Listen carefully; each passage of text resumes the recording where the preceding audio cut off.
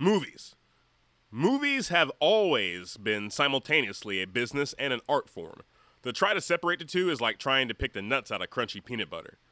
Movies and the people that make them prove time and time again that you can find a happy marriage between the two, making thought provoking pieces of art and collectively relatable products at the same time. Even though some venture into the extremes of each territory too often. When these two combine to create a financially positive output, a lot of times we call it a box office hit. But it takes another level to be called a blockbuster. This year, in 2026, we saw the return of non-franchise movies taking the box office by storm, but none of them could truly be called a blockbuster. The Darlings, Obsession, and Backrooms made $290 million and $264 million each, while bigger names like Michael and Super Mario Bros., they got close to $1 billion or over $1 billion respectively, but as culturally and financially successful as those movies are, none of them feel like a blockbuster. In fact, it seems over the past decade and a half or so, the blockbuster, and specifically the summer blockbuster, has faded into somewhat of a strange place. Now, if you are a MCU or DCU fan, you might beg to differ, especially with the slate this year, but I argue that the comic book movie industry in general created one of the issues plaguing the feel of the summer blockbuster. Maybe movies like Supergirl and Brand New Day change all that, but it just doesn't feel the same. Gone are the days when a summer blockbuster movie slate looked like 1993. Cliffhanger, Jurassic Park, Last Action Hero, The Fugitive, 4 movies with either big stars or big concepts, while not all original IPs are not conceived with the idea of extending or creating a universe. They are contained stories in very different genres, well, maybe besides Jurassic Park, than we would see make the big bucks today. So to figure out how the summer blockbuster can be resurrected by The Odyssey and other movies this year, we have to look back at how movies got to this point, what happened that caused this dip, and then we can discuss the future of the summer blockbuster. My name is Chris, and this is part 1 of Zaboys Getting Deep. The creation of Hollywood is a direct response to Thomas Edison trying to take a tight grip on the motion picture industry through patents and lawsuits. And it quickly grew into the behemoth it is because the major studios had a lot of power in the 1930s. In fact, up until the supposed collapse of the studio system, they were the only ones who truly knew how well a movie did. They ran the theaters and could inflate and deflate numbers as they saw fit. And it wasn't until the United States versus Paramount in 1948 that the system was fully shut down. Or so we think.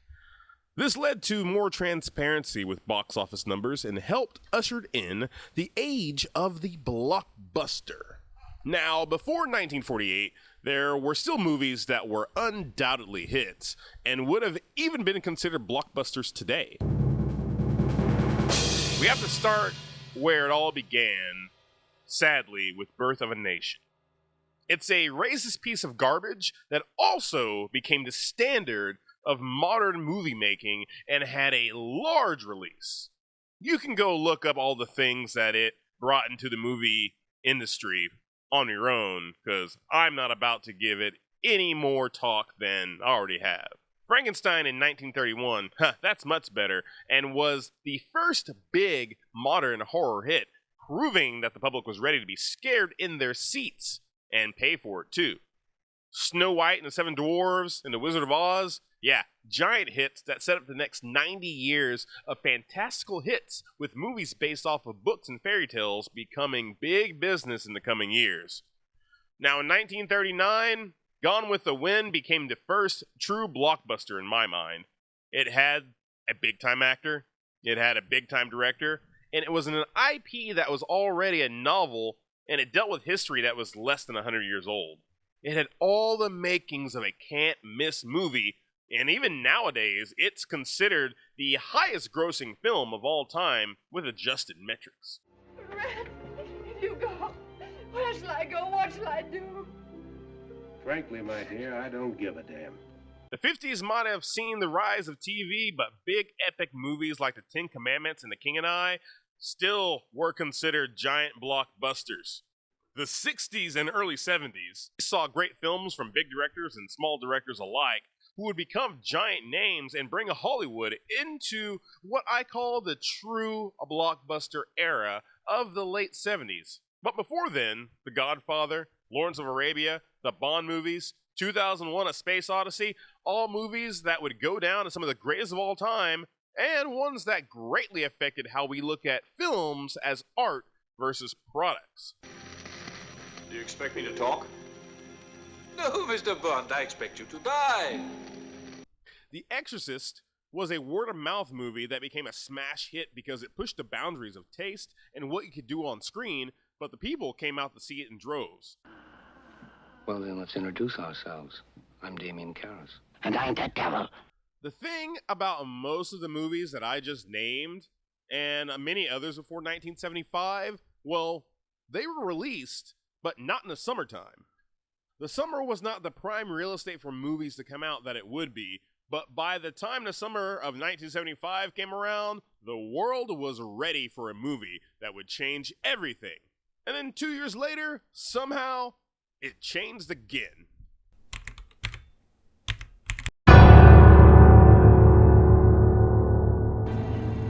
You're gonna need a bigger boat. Jaws was a force to be reckoned with, unlike anything the movie industry had seen in terms of hype and marketing. The money spent on TV and radio ads, the joint novel and soundtrack tie-in, that would be copied by future blockbusters for years. The iconic image of a shark underneath a lone swimmer was enough to send the imagination of fans wild before they even stepped foot in the theater. The June release date meant Spielberg could take advantage of kids and families on summer break, and with its beach and summer setting, it gave Jaws all the ammunition it needed to blow its competition away.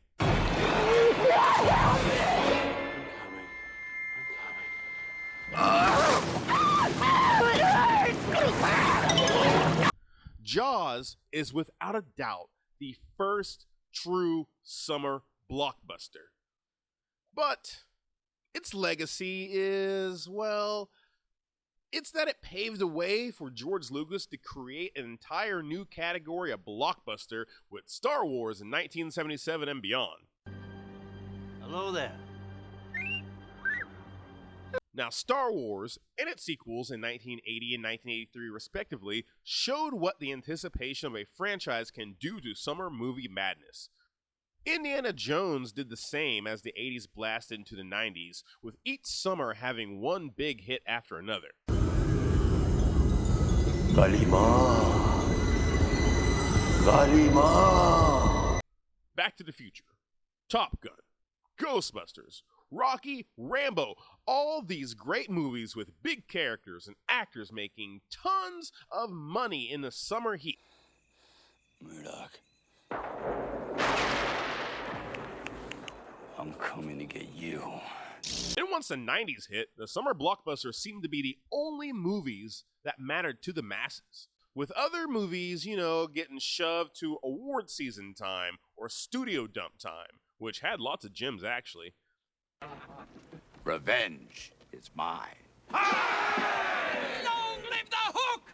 In 1983, Spielberg did it again with Jurassic Park, creating what is considered to be, in my mind, the pinnacle of summer movies.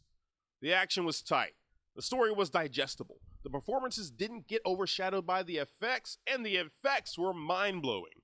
It had everything, and it could have been just a single standalone movie, but it spawned a couple of semi-successful sequels and a franchise that is synonymous with summer movies even to this day. Hold on to your butts. Will Smith and his mid-90s blow-up seemed to be the next wave, and in 1999, Star Wars came back. And that's where I think I start to see the cracks forming. The Phantom Menace ushered in a new millennia of movies and movie watchers, most of which regretted spending the money to see the first new Star Wars since 1983. Now, yes, the reappraisal of the prequels has happened, But in 1999, the reviews didn't bode well for future installments. This is where I want to leave us for this part, because in the next few years, a movie will come out in December of 2001 that you would have pegged to be a big-time summer smash, but instead, it became the bearer of blockbusters coming out at different times of the year. Keep it secret. Keep it safe. We will also discuss what happens when an IP becomes so homogenous with summer that its universe sucks in all the hype surrounding all the other summer movies. Ask you to what end? Dread it, run from it, destiny arrives all the same. So we are going to have a sick time here on the next installment of Getting Deep with Zaboys as I dissect now the death of the summer blockbuster. Monowea and stay gold, pony boy.